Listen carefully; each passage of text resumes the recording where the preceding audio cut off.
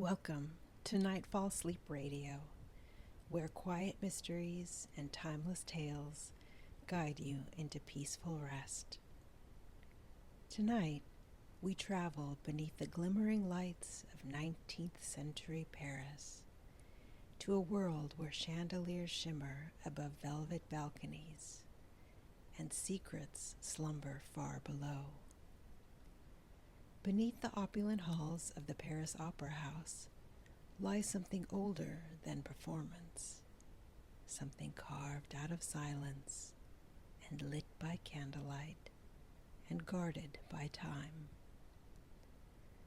There are whispers of an underground lake, rumors of a ghostly presence. But deeper still, there are stories long forgotten, ink that has faded, and scrolls that are sealed. And one young intern, just beginning her career in the opera archives, is about to make a discovery that will blur the lines between memory, music, and myth. So find a comfortable place, let the day drift away, and follow us, if you will, into the candlelit corridors of the past. Part 1: The Opera House and its Secrets. The Palais Garnier, completed in 1875, was more than just an opera house. It was a marvel, a statement of Parisian pride, crowned in gold and steeped in grandeur. With its massive marble staircase, its rose-hued foyers, and a ceiling painted by Chagall, it dazzled the public. But for all its opulence, the building also held its mysteries.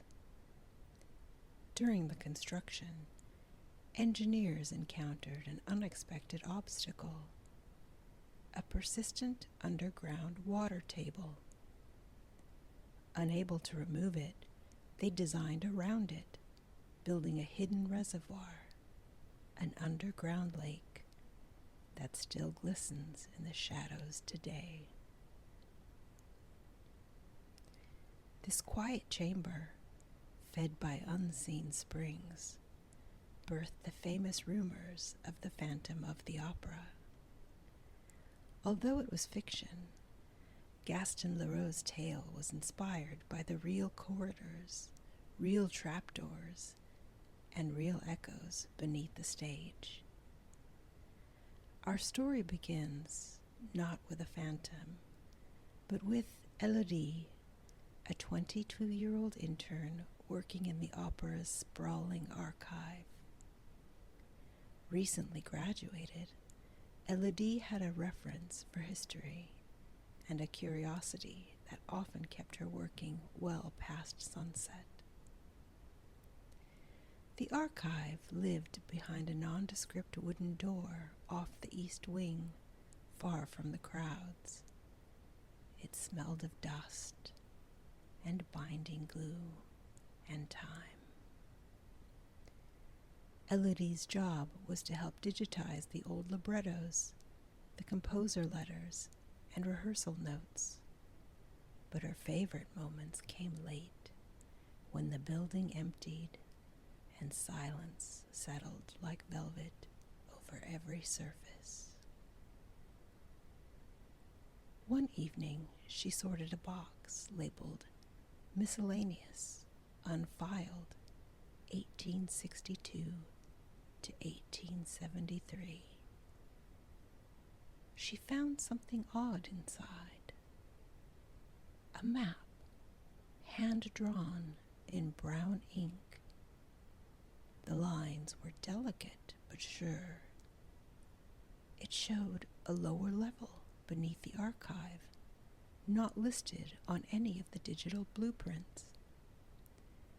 In the lower right corner, there was a faded note.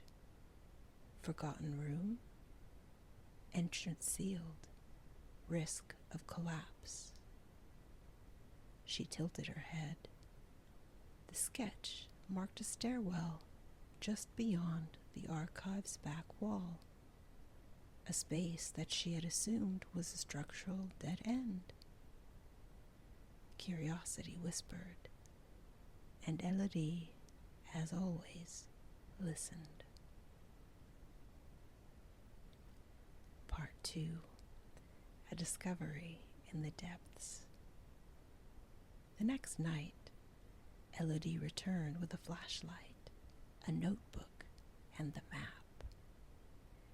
She wore soft-soled shoes and brought a scarf to cover her mouth. Old spaces she knew could stir up dust like forgotten memories.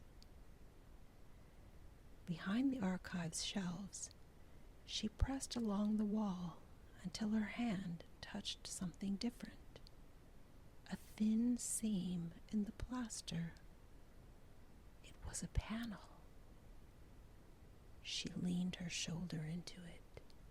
It creaked, then gave way. The narrow stairwell was choked in shadow. Stone steps descended into the stillness so complete that it seemed to press against her ears. The air smelled faintly of wet limestone and beeswax. With her flashlight casting a golden tunnel ahead, she crept downward. Each step was hollow and soft. And at the bottom, she found a corridor, arched and old. Then a door, carved from marble and cracked near the hinges. There was no handle, but when she brushed her fingers across the surface, it groaned open, revealing a round room glowing softly with the light reflected from her beam. Books. Every wall was lined with built-in shelves. Not modern wood, but stone niches. Scrolls were stacked in bundles and tied with red silk. Books with hand-painted spines leaned together like whispering conspirators. And in the center, a table. Atop it, a lantern, ancient, brass-framed, and intact.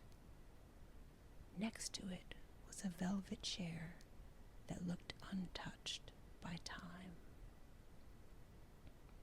But it was the sound that caught her, so faint she nearly missed it.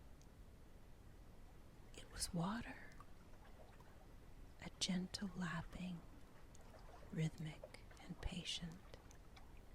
The far edge of the chamber, just beyond the shelves, opened into darkness, and there was a pool, a lake, still and silent, as if it had been waiting. The secret library wasn't only hidden underground, it was built at the water's edge. The underground lake was its quiet sentinel. Elodie caught her breath, and carefully she stepped inside. She opened the first book she found, a personal diary written in looping 19th century script. It spoke of composers whose names she'd never heard, performances that were never recorded, pieces erased. Another scroll listed musical scores not found in any catalog. In another, fragments of a letter to a woman named Clarice, who may never have existed. It was a room of the forgotten, not lost through fire or flood, but by deliberate silence. And Elodie, gently now, sat down and began to read. Part 3. Echoes of the Past. She spent an hour, or perhaps 3, paging slowly through fragile volumes. The air felt thick with memory, yet peaceful, like the world above had paused. And then she found it, a thick, leather-bound journal. Its spine was cracked but sturdy, and the cover bore only a single symbol, a treble clef carved into a circle. Inside was a name, Camille Desroches. Her entries began in 1861. It said, "I have been given keys to the lower wing. No one else seems to care what lies beneath, and so I have begun my own archive. There are things too delicate for the public, too easily misunderstood, music that evokes too much, words that must wait for the right reader.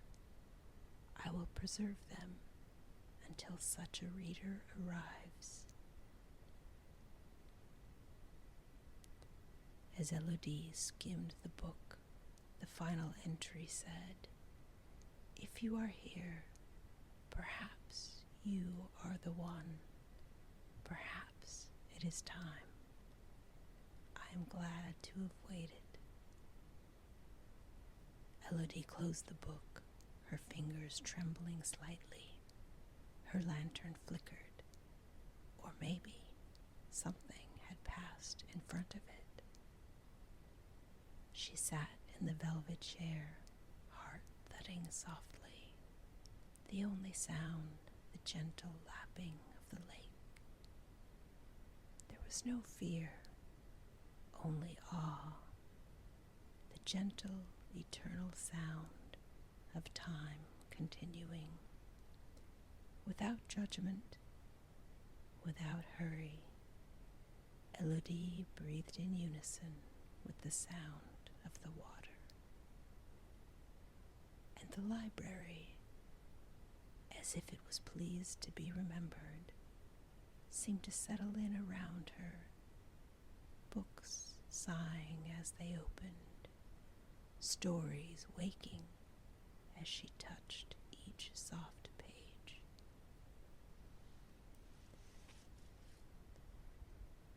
Elodie returned to the hidden room many nights that summer. She never told anyone about her secret place. She didn't need to. It was her quiet space. The library didn't need the world to know. It only needed one reader, and so she read. She listened to the soft lapping of the water. On some nights, she left her belongings behind, trusting them to be there when she returned, and they always were. Sometimes she would sit by the water's edge, letting her fingers drift across its surface. Always calm, always cool, always waiting.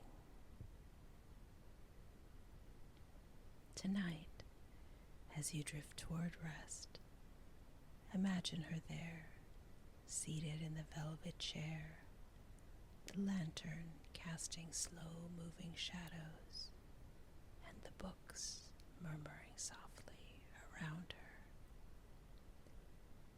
And far above, the opera house slumbers. The lake glistens in the soft light of a lantern. And somewhere, in a room hidden from maps and memory, the past breathes quietly. Thank you for joining us at Nightfall Sleep Radio. If you enjoyed tonight's story, consider subscribing for more tales designed to ease your mind and soothe your spirit. Until next time, sleep well and dream